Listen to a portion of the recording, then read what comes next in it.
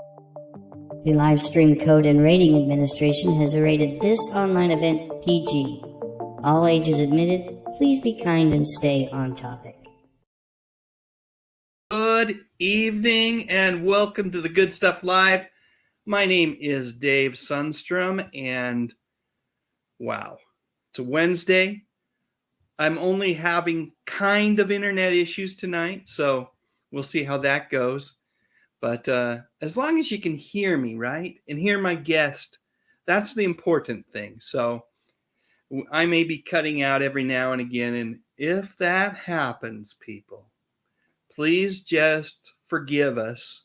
And remember that this is amazing technology. 10, 15, 20 years ago, 10 years ago, 5 years ago, in fact, it would just, pre-pandemic, did we ever think we would all just have this really cool ability to get online and have this community where we talk about our favorite stuff, right? Music, movies, mostly TV from decades gone by.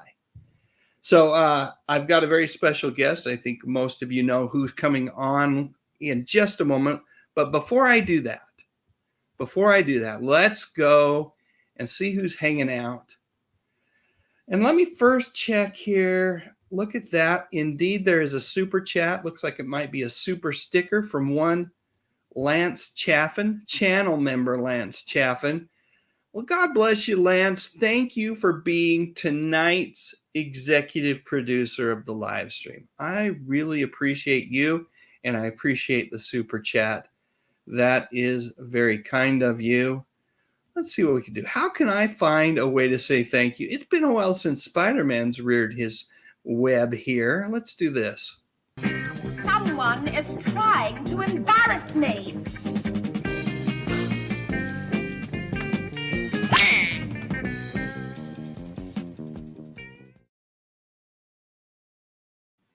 Thanks for your support, Lance. Truly appreciated. Yeah, man, I loved Electric Company Spider-Man. He may be one of my top Spider-Men of all time. And I've got to say, Electric Company Spider-Man, he really got the short end of the stick when it came to, the multiverse thing. Why didn't he show up in any of whether it was Spider-Verse or the latest movie with all three of the cinematic Spider-Mans? I don't know. And Nicholas Hammond, he doesn't get his due either. Anyway, let's see who's here. Let's see. Well, look at this. We've got, I don't know if I can see if there's probably a comment associated with that, but good old StreamYard isn't actually showing me the comments, but I will say to Angela, thank you so much for your continued membership. You are a channel member, folks. We have anyway, Angela's a channel member for 4 months. I got distracted here. I guess there wasn't really a comment with that, because then I saw this one by Tracy Roth-Myers, who runs a YouTube channel called Tracy's Fractured History and More. She's been a channel member for 21 months, a supporting channel member. She's been seeing my videos early. She gets invited to the members only live stream, all that stuff. And she says, nice seeing everyone. So I know it works. Here I was dissing on StreamYard, and it actually worked. So thanks to all those folks that are dropping messages in the chat. Let's see who else is here. I think I've looked at all the super chats and all the channel member messages. If any of those more show up, we'll make sure to mention them. But we've got Lance Chaffin, already mentioned in the live stream tonight, Mike Silva, Alberto Morales, Gary Carpenter. Let's see who else. I know we've got some other channel members here as well. Channel member Keith E is here. Channel member Sean Innes is with us this evening. Let's see who else is here. Scrolling through the list. Oh, it's a lot of conversation. Danny Staten is here. Who asks, the question is, Dave's internet working yet? Well, sometimes kinda is the answer to that question. David Thomas is here. Let's see who else is here with us. Channel member John Collins, who says, hey, Dave, and people. Dave, may the members live stream this Sunday afternoon be a call-in live stream like last time. It was enjoyable and went well. Yes, it may. That's what happens when you're a channel member. Your wishes are, to the best of my ability, I try to accommodate them. Let's see who else we have. Karen Lee Maloney's here, channel member. Justin Aylett, a.k.a. Braidwood Inn, is with us this evening. Who else is here? D. Wade is here. Channel member Dominic D. Hello. Good to have you with us as well. Let's see. Am I getting anywhere near the end? Oh, my goodness. Mr. Led is here. Rachel in the 208 is here. Indy Spoats is here. Wajamin, Mr. Led, Kenneth Wilkinson, Steve, DOA version 2.1. I think that's it. I think we've gotten everybody, which is, if I missed anyone, my sincere apologies, but I could do this all night. And I don't think that makes for a great live stream. You just spouting out names, and although it's kind of fun, it's fun on my end at least. But Adrian James is here as well. Welcome, Adrian. Always a pleasure to see you. I'm going to switch my little chat thing over here to, there we go. Look at that. I switch over to the super chats so I can see the super chats to make sure I don't miss them. And we get a super chat immediately from Larry Potter, who says, give me a Justice League. Thank you. I need to work on that. I promise you I will. But in the meantime, I'm going to have to go with a Justice League member. Good luck with that. It's what Larry says. Love you, Dave. Can't stay long. Got to go to work. Just drop by to say hi. Hi to you, Larry. I will. I promise you, I will get you a Justice League. Could be a Super Friends. Thank you. Or maybe both. But in the meantime, let me see what I can do for you here. I know I've got a thank you from one of my favorite Justice League members.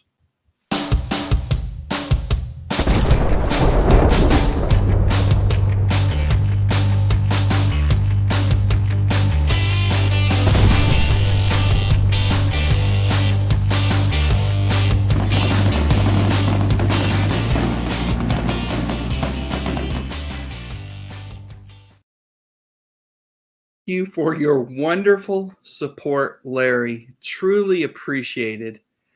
That girl can twirl like nobody's business. She can twirl. No one twirls better than Linda Carter. That is for absolute sure. But with that said, let me take that off the screen. Let me bring on my special guest tonight. You may know him as the Unapologetic Geek. Sometimes shorthand, we just call him Tug.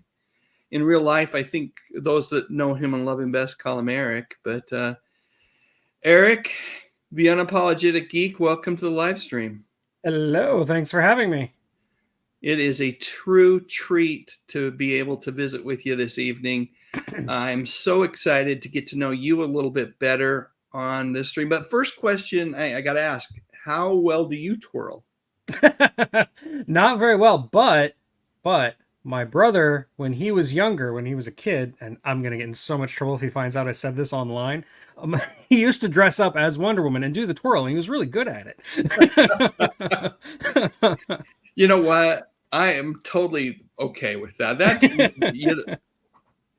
anybody that wants to dress up, regardless of male or female, as Linda Carter, as Wonder Woman, God bless them. More power to them. Fun side story about that is that when I was in high school with my brother. He was a couple years older than me, but I told his girlfriend about the whole Wonder Woman thing, and he got so mad. Oh, I bet. And he was my ride home. I had to walk home that day. I really bet you that you're right, that he's not going to be pleased that you're divulging that secret to the minions here. I see Jerry Gillespie in the live stream. I also see channel member Emily Miller. Like I said, she said we were on her TV. Oh, really? We're on the TV tonight. I love being exciting on TV. Yeah. Nostalgic Pod Blast is with us as well. So here's the deal. I've been watching you for a while. I think I started watching you. Was it Ian's stuff? Were you on one of ENC or I think that might have been multiple my first live streams stream with was with Ian. ENC? Yeah. Yeah.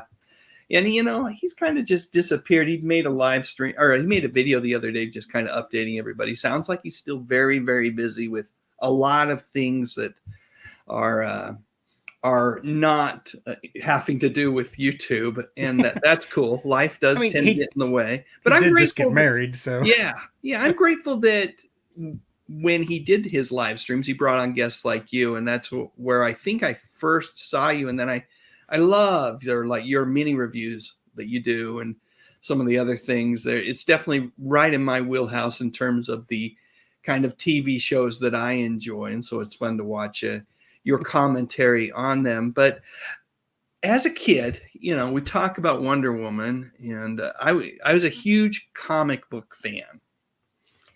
And I loved, let me see if I can find my images here. I made images for this, Eric.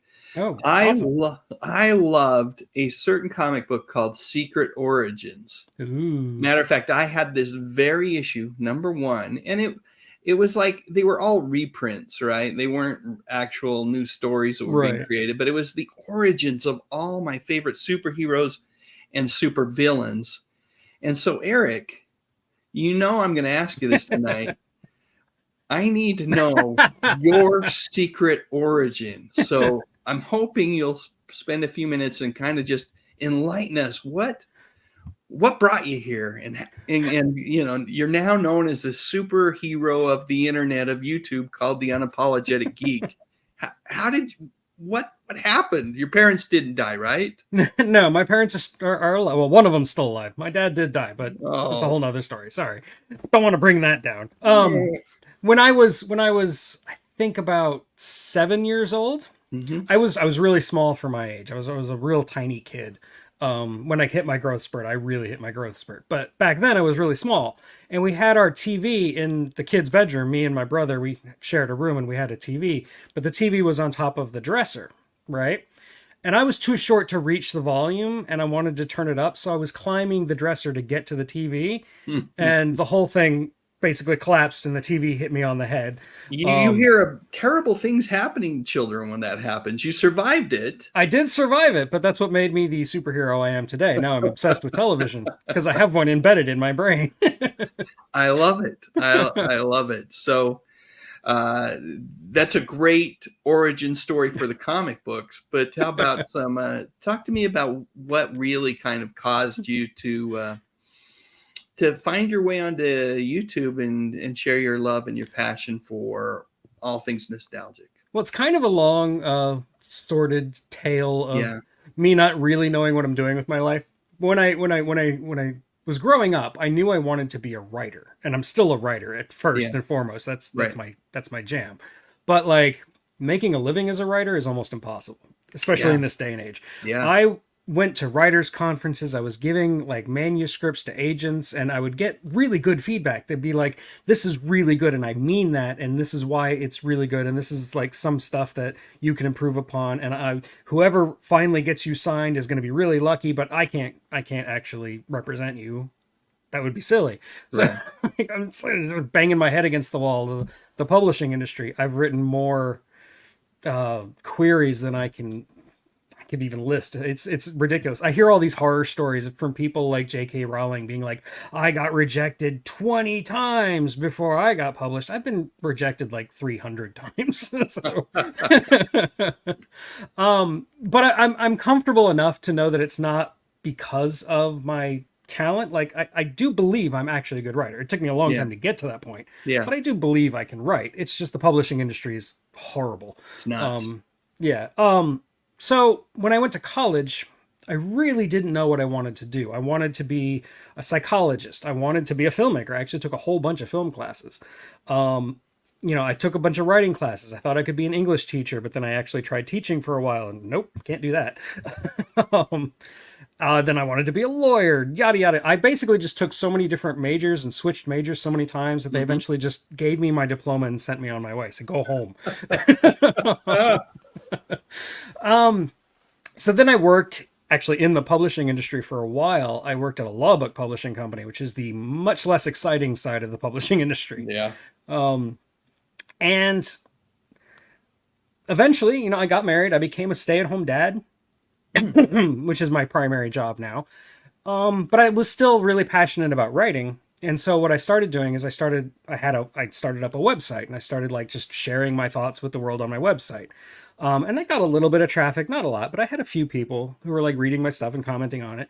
And the thing that seemed to get the most traction was when I would review movies. Because like I said, I did want to be a filmmaker, so I studied film. Yeah. I studied it intently.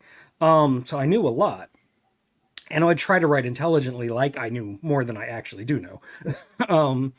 And so eventually some of my friends kept telling me what you need to do is you need to take all that film experience from college, all that stuff that you learned, and put it on YouTube.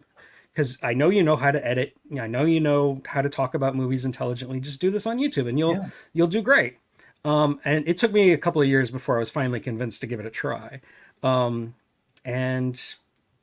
the rest is history. I've been doing it ever since. Every 2 weeks I come out with a new video. So How long have you been on for, Eric? I think I'm about to hit my 5-year anniversary next year. So like in February. Yeah, I think we're roughly, I was 2018 was when I really started doing what I'm doing. Yeah, I think it's the same for me. I think it was 2018.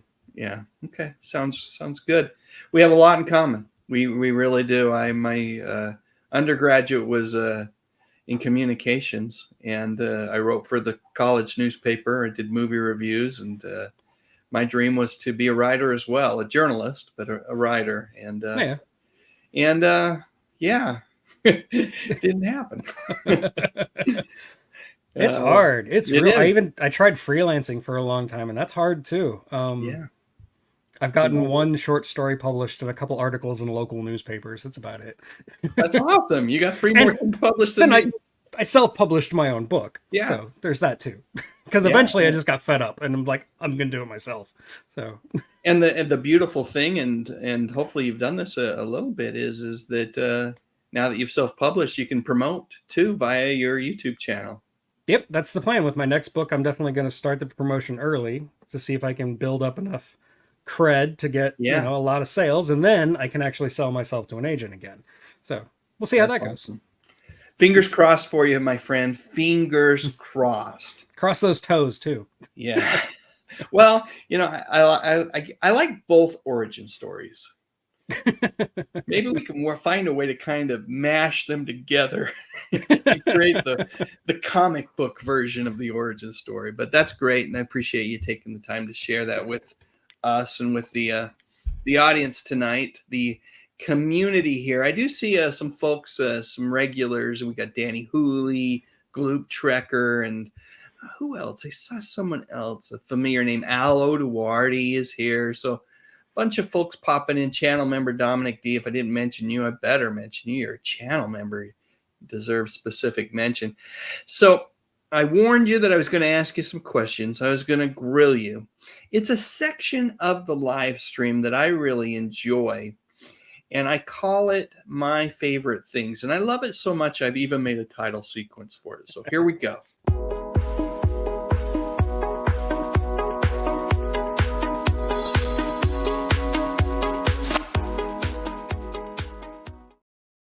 You really can't beat that. Nice. Your very own title sequence. All right. Question number 1, Eric Tug. What is your favorite nostalgic television show and why? I couldn't reduce it to just one. Okay. But if I had to reduce it to just one, I'd probably say Night Court. Because, like I said, when I was a kid, you've already got that ready. Awesome. When I was growing up, my parents were pretending that they were rich. So in my own room, I had my own TV, I had my own VCR. And one of the things I would do with my own VCR was I would record Night Court off of WGN out of Chicago. Yeah. And I watched it religiously. I watched every single episode, and I don't know, I was like hooked on it. It was one of the few shows that could consistently make me laugh. I just loved everything about it. Especially like some of the guest stars, like Brent Spiner when he came on as So Mr. good. Wheeler. Oh, I love that. So good. And even to this day, like some of my the casual things I will say come from Night Court. Like if something happens that's supposed to be all exciting and I'm not all that excited, I'll say stop my feet from dancing, and I got that from Dan Fielding. So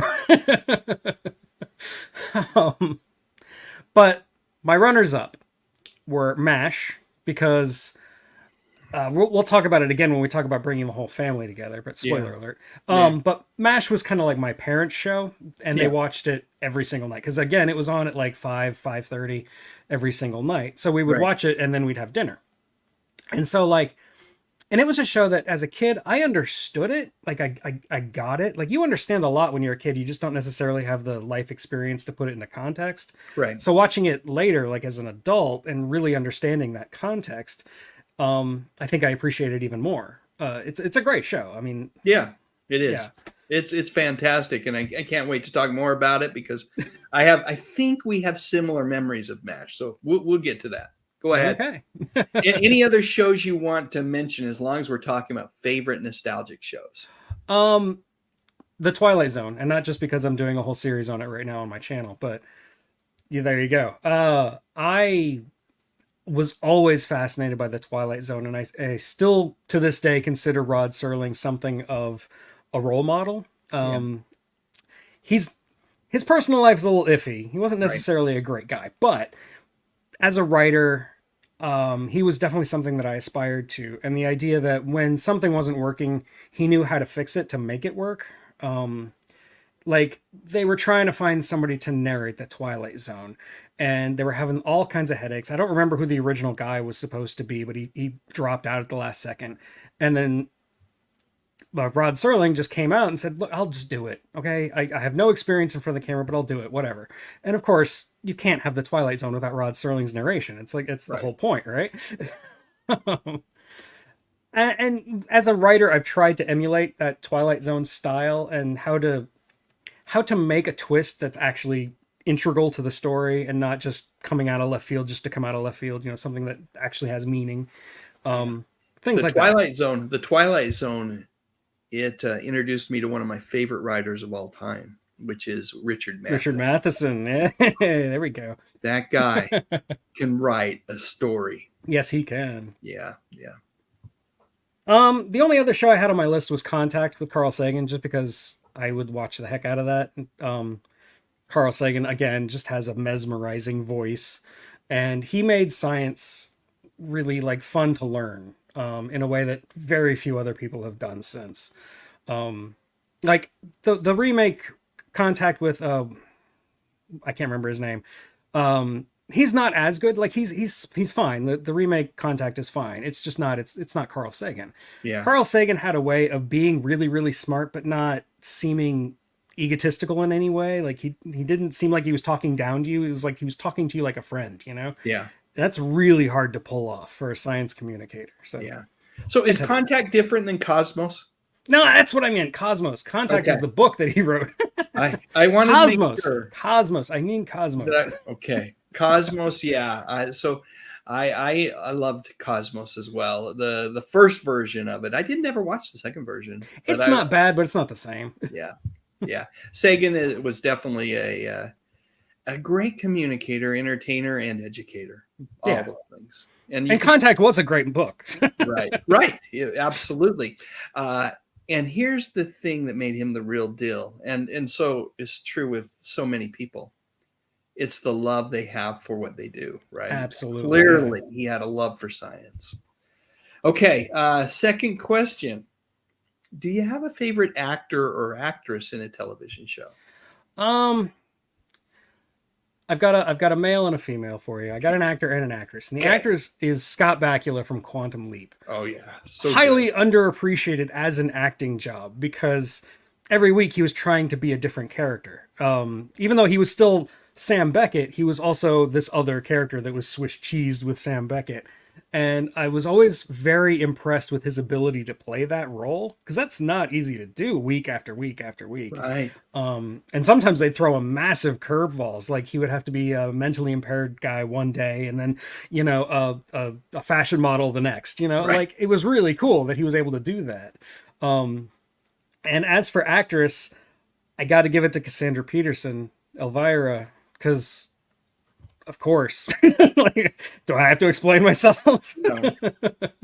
Yeah, Cassandra's great. And you know what? I think a lot of people don't realize how many things they've actually seen her in. We all recognize her as Elvira, right? But there's so many, yes, albeit smaller parts, but legendary parts that she's been in. One of them that comes to mind immediately is in Pee-wee's Big Adventure. Right, Big Adventure, yeah. She's the biker chick gal that is in that scene where he does his amazing dance. And, there's just so many things that Cassandra Peterson has been in over the years, because she really was, Elvira is just one character that what she created.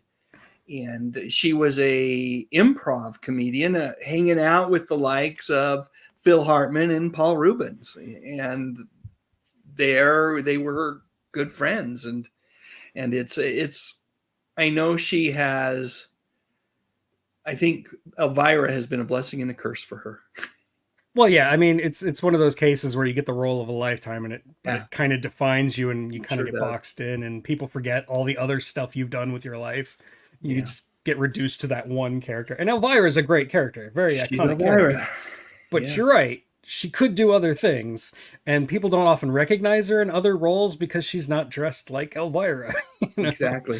I'll see her in a movie, and she'll get credited as Cassandra Peterson, and it'll be a movie that I've seen 2 or 3 times and didn't realize until now. Hey, wait, that's Cassandra Peterson. It's just right. Talented lady, so a good one to have on your list. The third question I have for you is the one that you alluded to a bit earlier, my friend, which is, was there a particular television program that kind of brought the whole family together? There were a lot. But I think first and foremost, I got to say Star Trek. Star Trek really brought the whole family together, especially when Next Generation came out. We were already Trekkies by then. My parents would always watch Star Trek, and we'd watch it together. But when Next Generation came out and we were watching it week to week, it was like an event, bringing the whole family together. So that was fun. And I'll talk a little bit more about that later. Also MASH, like I mentioned, where we watched 1 or 2, I think it was actually 2 episodes every single night. I think it was 5 and 5:30. And that really shaped my kind of worldview as a kid, when you don't really have a worldview, and later on, after high school, after college, even I came back home for a while, because that's what you do after college. And in those days, it was either CSI or 24. We would watch both of those shows as a family. And I have very fond memories of watching those. CSI was fun in its day, and I used to love because at that point I had taken enough courses in college, and I had enough life experience to know that what happens in CSI is a very hyper realistic version of what actually happens. Right. And I loved to pick it apart with my parents and just talk about all the things that CSI was doing wrong, but why I still loved it, And 24, man, we were just hooked. You watch one episode and you just got to keep going. They had you for sure. For sure.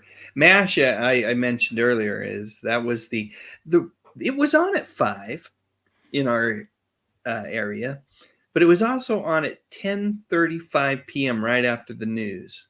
It would transition, the news would end, and it would transition, that green screen behind the newscasters would be that it would transition right into that, starting with the helicopter in the mountains. And it was just, the beautiful thing about MASH at 10:35 was, if I sat quietly with the old man, didn't make too much of a pest of myself, just sat there quietly, endured the news, and then 9 times out of 10, he wouldn't say I had to go to bed, so I would get stiff till 11:05 p.m.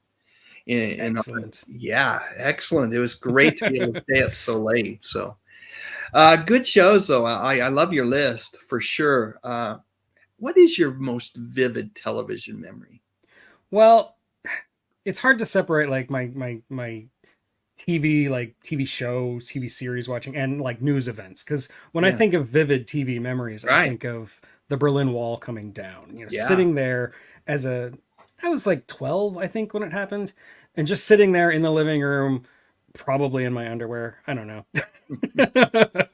just glued to it. I could not take my eyes off of it, and just watching all these people banging on the wall with sledgehammers and making speeches, and David Hasselhoff was there for some reason. It was fascinating, and I couldn't get enough of it. It felt like the whole world was suddenly changing for the better.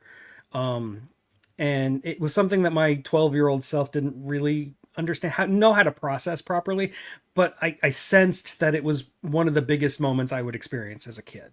And I knew it then. And it was, for sure. Yeah, for sure. I that was a thing that I just thought, I was just a little bit older than you when that happened, would never happen.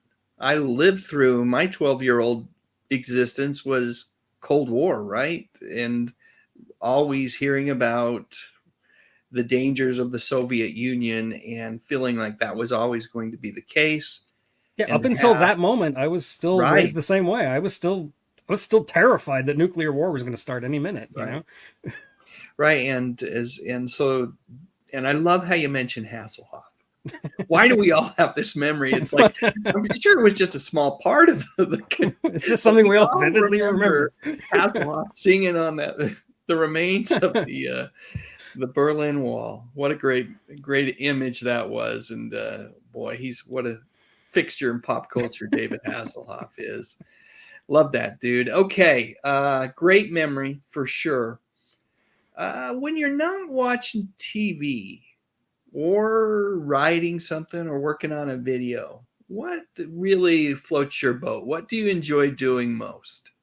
Well, recently I've started going out. Well, not right now because it's the temperature of the sun outside, but recently I've started getting back into going outside and going hiking, doing things that I haven't done in a long time, not since I was an Eagle Scout, like 20, 30 years ago.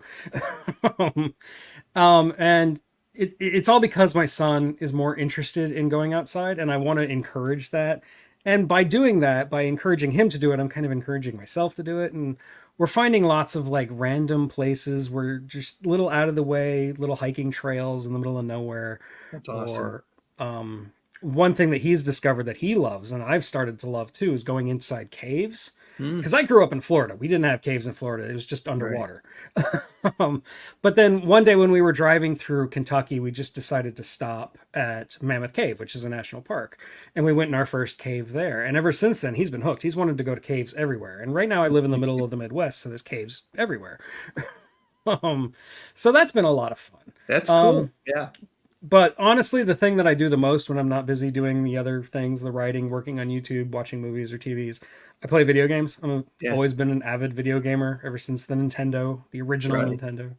So that's I loved video games, but they lost me, and I can pinpoint exactly when they lost me. I loved I had the Atari 2600. I had the Nintendo. I had the PS1. And that's where it ends. I just too many buttons, too much to do, too much to remember. Once they added like the buttons on, to the side of now they got like two of them. Yeah, it's like it's too much to. So I prefer the simpler games of the PS1 era. But that's awesome. What's your favorite game? I mean, it's probably Zelda. Any of them. I don't really have a specific favorite. I've always loved Zelda. Yeah. But I have lots of favorites. I love Metroid. But again, it's like you, it's more of the classics. It's not like modern games kind of are a little too much for me. There are some that I love, but for the most part I stick to the classics or, remakes of the classics, I'm still sort of tuned in to the whole video game scene, but I'm not really actively part of it. I'm not playing every new release when it comes out, unless it's Zelda or Metroid or Mario Right. or something like that. Gotcha. And don't worry, I won't hold you to any of your favorites. You can change them tomorrow, as far as I'm concerned, because my favorites change all the time. They just, it's weird. It's just depends on the day, what I'm feeling. So it's all good. Well, great. Thank you so much for answering those questions. What I'd love to do is see if my community here has some questions for you, Eric. But before we do that, so folks, go ahead and put your questions in the chat, and I'm going to scroll right to the very bottom. So if there's questions earlier, my apologies. But go ahead and I'll try to I'll tag each of the questions as I see them. But I've got to take care of sponsors. It's just the way it works here. All of my sponsors are actually vintage sponsors that have no clue that they're actually sponsoring the live stream tonight. But I've got a message about Friendly TV, folks. You know how much I'm a fan of Friendly TV, so I'm going to share a message about that and then some vintage commercials. And then we'll be back and we'll just, whatever questions you have for Eric, we'll throw them at him. So be back very soon, everyone. The Friendly TV streaming service recently added MeTV to their channel lineup. And you know what? They didn't stop there. They've also got Heroes and Icons, better known as H&I. Right now, Friendly TV has 9 channels that are dedicated to playing classic TV shows and movies 24 hours a day, 7 days a week. And you know what? There's more on the way. The really cool thing is that between all of these channels, it's pretty darn easy to find most of the TV shows that we all loved when we were growing up. And have I mentioned that you get all this for just $6.99 a month? Quite frankly, if MeTV had a streaming service of its own, I'd be willing to pay that price. Since Eddie Murphy is a fan of Richard Pryor, and Richard is a fan of Eddie's, People magazine brought them together for 3 unpredictable days that might lead to a movie. Next, the Scandinavian beauty who'll be crowned Princess Daisy in the NBC miniseries. Then People shows you fashions that'll make beaches beautiful this summer, a gallery of Rhodes Scholars, Chris Atkins' roundabout journey to his new role in Dallas, and Willie Nelson's daughter singing on her own. So pick up this week's People, for yourself, for your family, and read what happened when People had Murphy visit with Pryor. What would you do for a Klondike bar? Will you honk like a goose? Hey, she'll do anything. No, not me, not anything. Yes, she will. Huh? No, that's asking too much, it really is. She'll do it. Klondike's got rich chocolate over thick vanilla ice cream. Honk. Pardon me? Honk, honk, honk. Very nice. For that chocolate-coated ice cream loaded big and thick, no room for a stick. What would you do for a Klondike bar? Little bite sweetness? I got a honk, huh? What a beautiful drink. Tab Cola. For beautiful people. Tab, you're beautiful to me. Real cola tastes just 1 calorie. Tab Cola. You're beautiful to me. Great taste, 1 calorie. Tab. I'm Jane Kennedy with a new way to enjoy the beautiful taste of Tab. New caffeine-free Tab. If you're going caffeine-free, this taste is for you. Some of my favorite things right there. Klondike bars. Emily Miller says that, channel member Emily Miller says they're nowhere that big anymore. That's true. That's true. But they have more flavors now, like the mint Klondike bar. Oh, right. So good. There's a Heath Klondike bar and a Reese's Klondike bar as well. There's some delightful Don't tell my wife. Yeah. Yep. They are delightful. And Tab, I was a big Tab fan. And Jane Kennedy, I was a big Jane Kennedy fan as well. So lots of things. Tab just always reminds me of the joke from Back to the Future. You know, I can't give you a tab unless you order something. You know, that's a good one. So my friend Scott Barnes, longtime friend, says my mom and grandma drink Tab exclusively. Yeah, I was a pretty darn exclusive Tab drinker when it was out. At some point, I did transition to Diet Coke. I'm not sure exactly when that happened, but there was a period of time that I thought Tab was. I just love that saccharin. What can I say? Love the saccharin. It's good to see you, Scott. Let's see. Here we go. Let's see. I want to make sure I got all the questions here. Oh, There's going to be some tougher ones. Indy Spots has a tough one for you. I won't hold it to you if you can't answer it, but I'm going to ask it anyway, just for fun. So let me go to the questions that I've starred so far. First question for you, Eric, is how did you meet Thrash Pondo?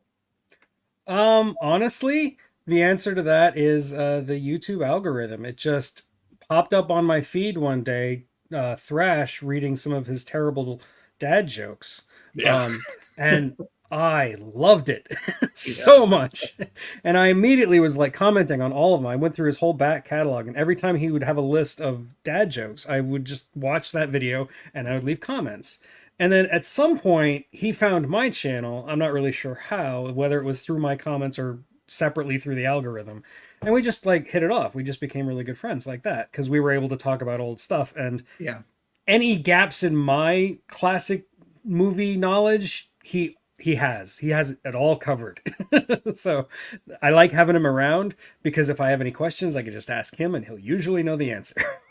That's the thing about Bob Pons, is that he not only does he actually has a really wonderful on-screen personality. He does. I like to I compare his live streams to just a big virtual hug. That's what he does with everybody that's in his community.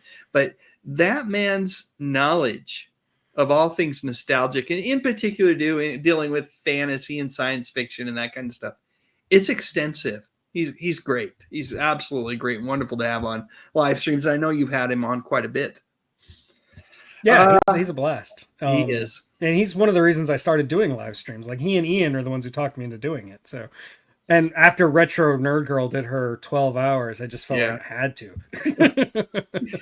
Oh, I remember that very first Retro Nerd Girl live. So I had her on my live stream, and she at that point was so unprepared for live streaming that she had no camera. So we just had audio and in a picture, her icon picture.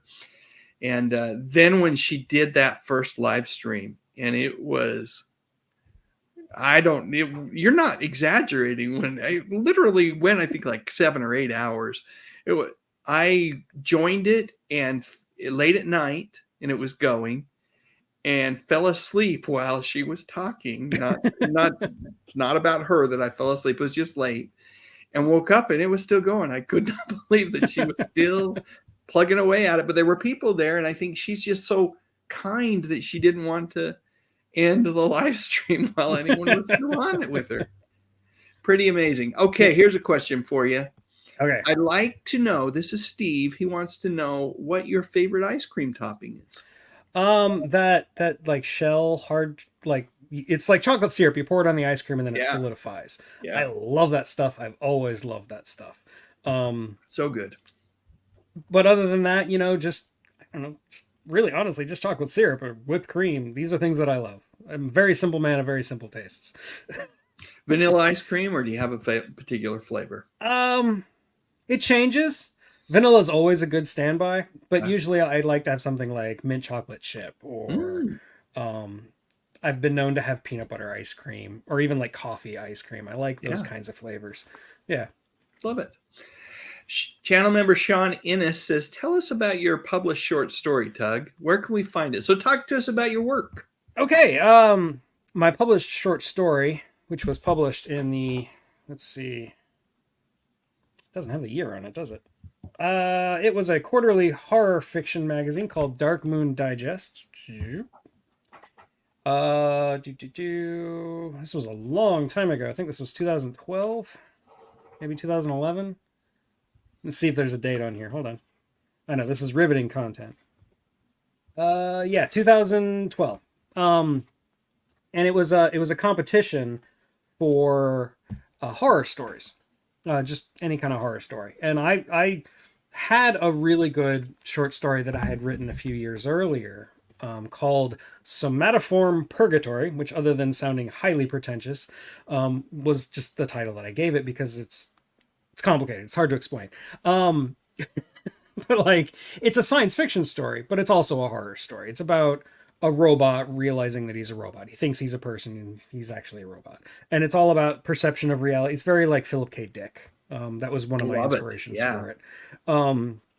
And that won. And he originally, the publisher of Dark Moon Digest, which is defunct, by the way. I don't know if you can actually get this on back order anymore. He wanted to do a longer version of it for the magazine, and I was down. I was totally ready to do that. But it fell through for... It was mostly because the Dark Moon Digest was kind of transferring into something else, and he was trying to focus more on horror and less on science fiction, and really my story was more science fiction than horror. So for all those kinds of reasons, it did fall through. But I'm still extremely proud of this short story, and it's the one that I managed to get published. And I've gotten a lot of great feedback from it. So how, if the magazine's defunct, how are we going to hear the story? I guess I'll have to do a live reading one of these days. Yeah, that's exactly what I was getting at. Either that or break it into 3 or 4 videos and serialize it. But people keep trying to get me to read my work on one of my channels. So yeah. Well, I only have one channel. What am I talking about? Well, on that channel, it would be great. Let's see. And you self-published on Amazon as well. What tell us about that? Oh, well, I got that here too. Nice. Always have it on hand. It's called Paradox, and it's a time travel story, but it comes out of me watching other time travel stories and being really pissed off about inconsistent time travel rules. It's like, it's a thing with me. I always get really pissed off about inconsistent time travel rules. Don't even get me started on Terminator 2. And so like I wanted to write a story with a consistent rule, and I had to make the decision early on what that rule was before I even like wrote a single word. I had to make sure I knew what the rules were. And in so doing, I feel like I made a very compelling story, but it's all over the place. There's a lot going on. It takes place partially on Mars. It takes place in space, on Europa. There's a lot going on. But it was a lot of fun, and it was the first book I ever finished from beginning to end. I'd started like a dozen books before this one. This was the first one I finished, and I finished it a long time ago, like 1990s probably. And so when I got fed up with the publishing industry around 2010, 2012, somewhere in there, around the same time I published that short story, I went back, I revisited this book because it was the one that everybody liked. Like, I would give my books to people and have them, I still do this, to have like feedback, and personal feedback from people. And this was the one that everybody seemed to like the most. So I went back and I basically rewrote it from scratch, from beginning to end. And then I self-published it, and I said, I'm just going to do this to have something out there, because I'm tired of not having a published book out there. And it didn't sell well because I didn't really publicize it. I didn't really do any marketing for it. And I didn't get a publicist. I didn't even like do any advanced anything. I just put it out there, told everybody on my website and everybody on Facebook that I had it published, and I sold like 100 copies total. But it's weird. It's still on Amazon, and every once in a while I will get an email from Amazon saying, check out your payment, you just got paid for a book. I'm like, okay, great. So that's fun. I can tell you this, being on the show tonight has resulted in one more sale, because I'm going to buy it right after I get done with the live stream. And folks, if you're a fan of Eric, whether it's his work as the Unapologetic Geek on YouTube, or just love what you're hearing tonight, you know what? You could do worse than support an author. You've heard both of us talk about how frustrating it is for those of us that want to write and want to be appreciated for the words that we put down on paper. And the world just is such a place of consumption, where it's just quick consumption, that it's very hard for those of us that look back fondly on the world that existed in the 50s, the 60s, and the 70s, and very different time and place for authors back then. But anyway, long-winded way of saying, go over to Amazon and type in, is it Eric McGill? Is that how they'd find you? E. McGill. Well, here, might be able to see you better that way. Yeah. Paradox. Who doesn't love a good time travel story? They're my absolute favorite stories in the whole wide world. And it doesn't even bug me when you break a rule. I loved the Flash. Flash was awesome. And apparently nowadays with time travel, you just call it a multiverse story and rules are just thrown out the window. Yeah, when it comes to comic book stories, I'm way more forgiving. All right, got more questions here. Let's see. We've got Superplex, channel member Superplex, who says, Mr. Sundstrom, did you receive my address? I did. And it has been forwarded on to the folks at RetroFan. So fear not, Zuper and Gary Carpenter. You are both going to be receiving a copy of RetroFan magazine in the not too distant future. I was a bit, my apologies. I was a bit delayed in forwarding on your information to those guys. So, but don't worry, it's coming. Let's see. Danny Hooley says, do you by any chance, Eric, have any teen win, lose, or draw episodes taped off Disney Channel back in the day? Not really. I didn't actually watch a lot of the Disney Channel. I mean, because I grew up in Orlando, so I was inundated with Disney. So I didn't want to watch the Disney Channel. I watched Nickelodeon instead. And actually, my brother was on, which one was it? One of the game shows on Nickelodeon. I can't remember which one. Okay. So you watched Nickelodeon. By chance, were you a fan of Pete and Pete?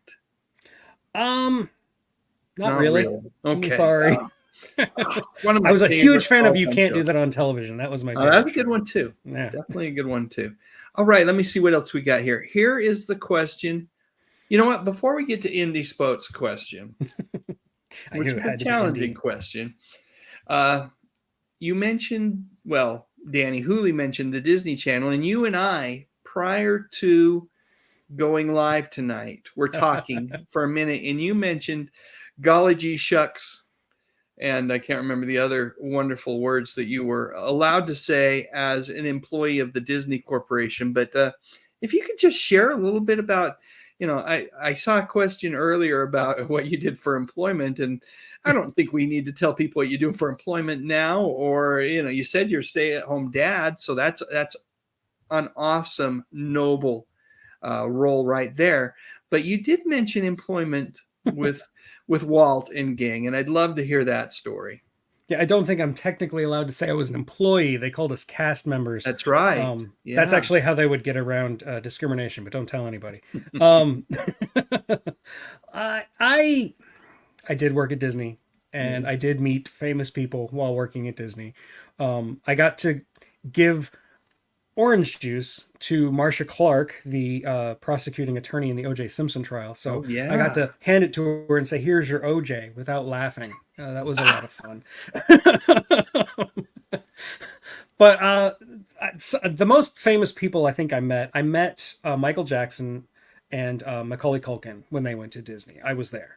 And how'd that visit go? They were both awesome. Michael Jackson was a big kid. And, you know, all the baggage that has come from him since, I could believe it either way. I could believe he's 100% innocent. I could believe he's 100% guilty. He was just a kid. You know, he was, there was something, he never grew up. I really do believe he had that Peter Pan syndrome. But because of that, he was a warm guy. He was really nice to all his fans. I think he always had a smile for everybody. He never said anything mean. He never groaned. He never even rolled his eyes or anything like that. And I'd seen other celebrities that had acted kind of crappy, but Michael Jackson wasn't one of them. And Macaulay Culkin, at the time, he was a kid. So, you know, he's Macaulay Culkin. Yeah. Well, that's awesome. What was your actual cast member role at Disney, or did it vary depending on the day?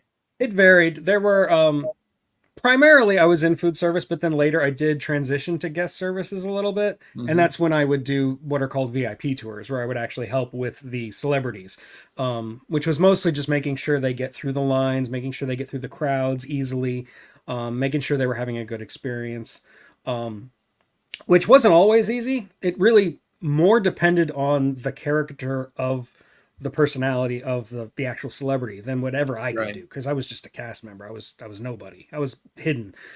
But like, I don't know. It was always fun to see people's reaction to celebrity more than it was even seeing the celebrity myself, you know? And some celebrities, they would always sign autographs. They would never hide that. But some other celebrities, you would have to like keep that away from them. Like they're not going to do autographs. Don't hand them a pen or a paper or anything, or they'll get really mad. You know, and you got to find ways to spin that. Yeah. But working at Disney was pretty great, no matter what it Yeah. was I was doing. Because the great thing about working someplace like that is your job is to make people happy. That's it. Yeah. That's all your job is. And at Disney, they kind of encourage you to do it in really corny ways. Like, if you see a baby in a stroller who happens to be asleep, you run up to him and you say, "Oh no, we've got to call security. There's been a kidnapping." You know, you got to say really cheesy, stupid things like that. And it's part of your job. And that's kind of fun. You know, it's very heartwarming and wholesome. That's awesome. It sounds like it would be a great place to work, if for a season. You know. Yeah, I can't say anything bad about it because then the snipers will find me. Sure. And it'll be like one red dot with two little tiny red dots over Right. it. You know, yeah. All right. Indy Spoats asks this question. I'd like to know what's the airspeed velocity of an unladen swallow. African or European? Well, there you go. Sorry, we can't answer the question, Indy, without some clarification. Steve wants to know what you think of the British.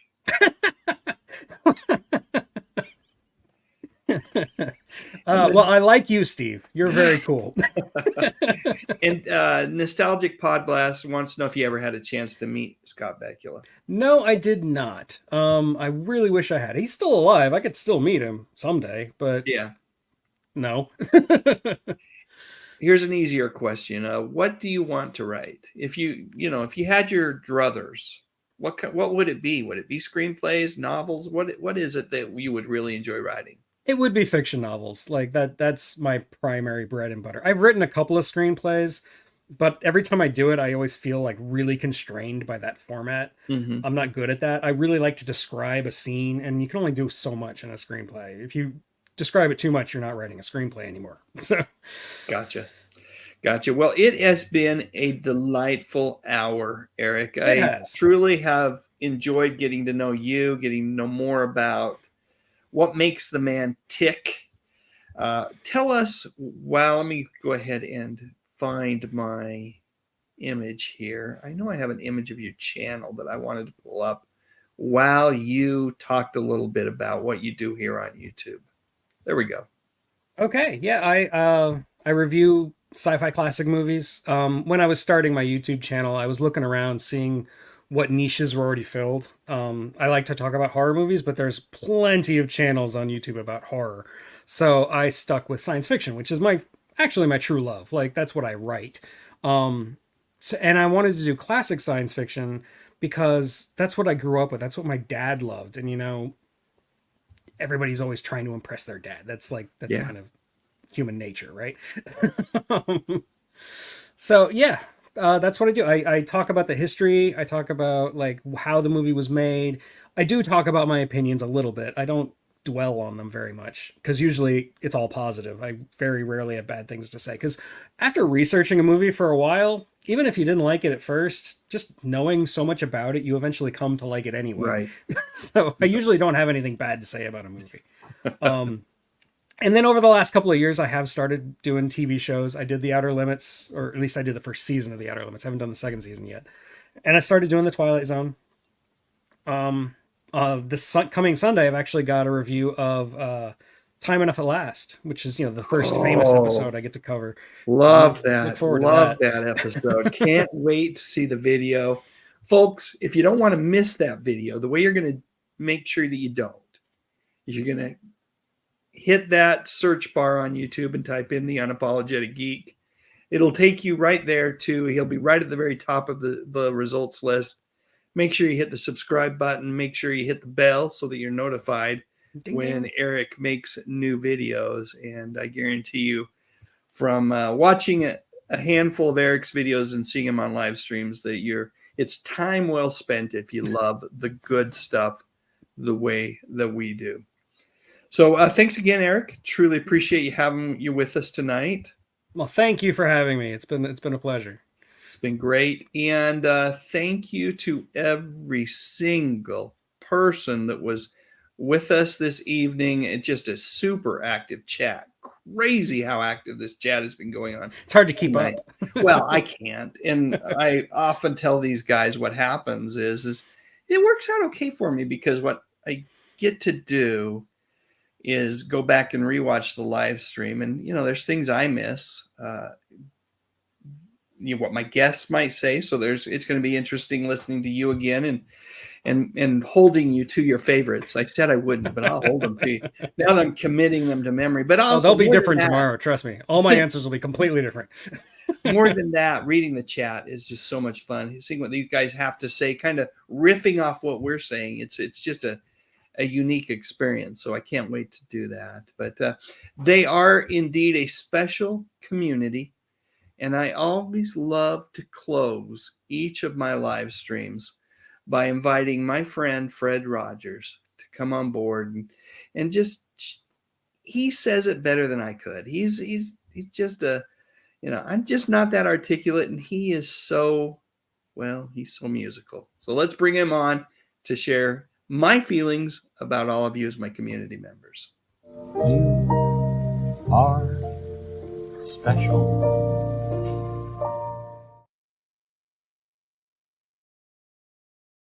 You are. Thanks again, everyone. Hope you have a great night. Thanks, Eric. Talk to you soon. See ya.